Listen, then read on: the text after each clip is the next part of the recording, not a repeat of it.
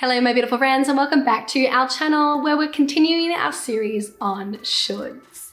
I've had the best time facilitating the shoulds lab. We've got a group of the most gorgeous, brilliant, authentic, powerful women. They're all physicians, well, doctors, whether they're surgeons, anything from consultants to registrars in this program. And it's just been such a beautiful wake-up call to really explore the values behind our shoulds. It's often what we keep coming back to, which I talked about in the last video. The reason that these women aren't getting exactly where they want to go or showing up exactly how they want to show up in their lives isn't due to a lack of effort or lack of time, resources, energy poured into their years. They are flat out working hard. But what we see so commonly is these gorgeous values at the base of the shoulds that are just mis-executed on. There's a disconnection between the value and what your mind, usually subconsciously, makes that look like in terms of the actions that you need to take. Now, a really common example of this is people pleasing. People pleasing usually comes from a value of wanting to be a nice, generous, caring person, somebody who contributes to the world, somebody who values other people as much as themselves. They're somebody who sees everybody as equal and important and valuable. Values such as these often come out as should statements that sound like, I should help them, I should say yes, I shouldn't say no, I should give up this for them, or even I should want to say yes, or I should want to hang out with them, for example. I should want to stay late to help this person. I should want to take this opportunity to make their life better. And it is such a common but detrimental misfire of this beautiful value in professional women, and in particular in professional women in healthcare. And it doesn't seem to matter how successful you get or how experienced you get. We actually need to consciously do this work most of the time to stop this pattern and this mis-execution of this beautiful, important value as being something that drains us as these should statements. It takes our energy, our time, and our precious, precious resources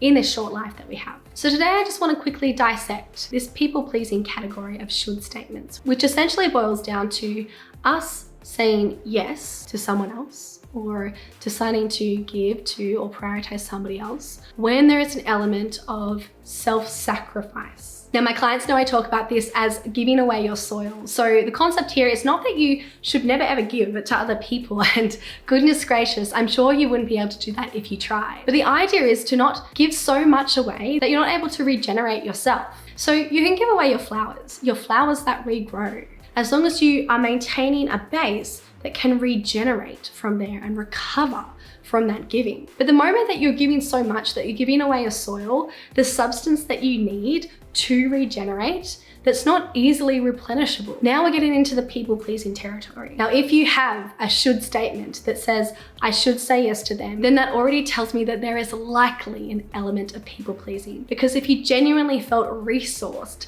to be able to give to the other person, or like it was in line with what you want, how you want to contribute, how you think being kind looks, then you probably wouldn't be thinking I should. You probably would be thinking something like I want to, I get to, I will. So at the heart of these people-pleasing behaviors, these should statements that have you give away your soil, we usually find these beliefs and these values about how it's important to be a nice person, that other people matter, that no one person is more valuable than another. And these are the ideas that we want to strip back and look at. And sure, it might be a nice thing to do and something that demonstrates that you value other people to give help when somebody's asked for help. And sure, it might be representing your belief that no one person is more important than another when you say yes, when somebody else asks for your help, your resources. This is one perspective of what it looks like to hold those values, to say yes to the other person. And in today's exercise, I want you to go beyond the default of what your mind habitually, automatically offers as being true in terms of representing being nice or valuing other people and everybody being equal. And I'm just gonna take it to the other end of the extreme to help offer a place to start for questioning whether this is truly an execution of your values. Because we could say, if you look at what it means to be nice, is it really nice to give to somebody else when it's giving away your soil, your ability to regenerate efficiently. If it's going to take a lot from you and therefore take a lot from your ability to enjoy life, your ability to show up as your best self in life, your ability to come home to your family or go out to your other loved ones and friends or go out to your workplace, depending on whether people pleasing is happening, is that really nice? And here's another angle on nice. Is it really nice to not be authentic with the other person, to not have a truly open exchange? Because when we think of this theoretically, we often think about there being a black and white, like I either say yes to them or I say no to them. But perhaps another option could be to expand the conversation. Perhaps the nicest thing to do in that moment, between being nice to yourself and being nice to them, is to explain what it means for you to give that up. So they might be saying, can I have some of these resources that you have? And you might want to explain to them what that would actually look like for you. If I give you this, it means this for me. And then opening that conversation more to say, are we happy with this exchange? Is this a win-win exchange? Is this the best in the full picture of the world? Is this really nice for me to say yes right now? Because you also might find that the other person doesn't want you to give away your soil. They don't necessarily want you to give at any cost. But if we're not used to having these open conversations, we can easily just assume that the other person simply wants you to say yes at any cost.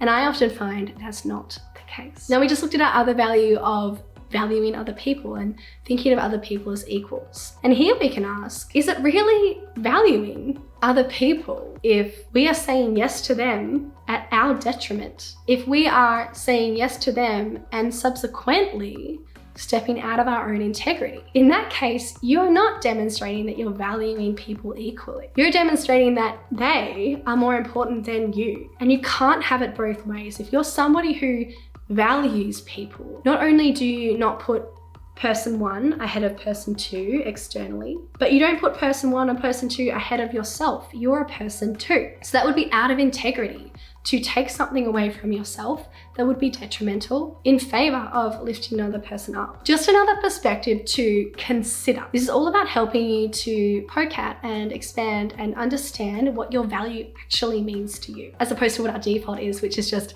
self-sacrifice for other people in a very black and white way. Now, the other angle on that is, do you really value the other person? Are you really respecting them and thinking the best of them? If you're not telling the truth, if you're not being open about what saying yes means to you, if you're saying yes but you're really lying about wanting to do whatever you're saying yes to, you've got to look at the thoughts behind that automatic yes. Perhaps you're thinking that if I say no, they'll think bad things about me because they're not a very nice or mature person. You see what I mean? Whereas if you are holding that person in the highest respect, you might believe that you are able to say no to them and they won't take that and make it a personal thing. They'll accept that in an understanding way, in an empathetic way, and they'll think the best of you. So my beautiful friends, I just thought this people-pleasing example when it comes to should statements might be really helpful around this Christmas period, where we have so many options around us for ways to contribute to the world and who we're going to show up for and how we're going to take care of ourselves. It's often a break for ourselves, and sometimes for a lot of us, the only break that we get in the year. And so I want you to try and expand these often unquestioned value sets and really think for yourself about what those value sets actually look like in terms of how you show up in the world. It is an awful place to feel stuck in all these unwritten and unreasoned rules in our mind that often manifest as should statements in our mind, and they force us to make decisions that ironically aren't in line with our values at all. So I hope you take some time to slow down, create a bit of pause in your answers and make a little bit of a red flag in your mind for when you notice the should statements come up. We do need to purposefully supervise our mind if we want to catch these should statements and interrupt the cycle of the thought becoming an emotion, like obligation or pressure or stress, which then quickly becomes a decision and an action that's not necessarily in integrity with the value that is behind the should statement. But when you can start to introspect a bit more habitually, when you can see those sentences in your mind, and when you can feel that feeling coming up in your body, you get this opportunity to pause before the emotion turns into a behavior. And this is how you change your life. This is how you change your mind and interrupt those decisions that you've made year after year after year after year that come from beliefs that have never ever been questioned. If you already know you want to take this work a bit further, guys, I do free, no obligation consults where we just jump on the phone for an hour. We talk about what's going on for you. And I can offer you my prescription, if you like, of how we would help you with coaching, or if coaching is the right thing for you right now. There's a link below if you want to sign up for a free consult. And otherwise, I hope you guys are having a beautiful end to your year. Merry Christmas, and I'll see you all soon.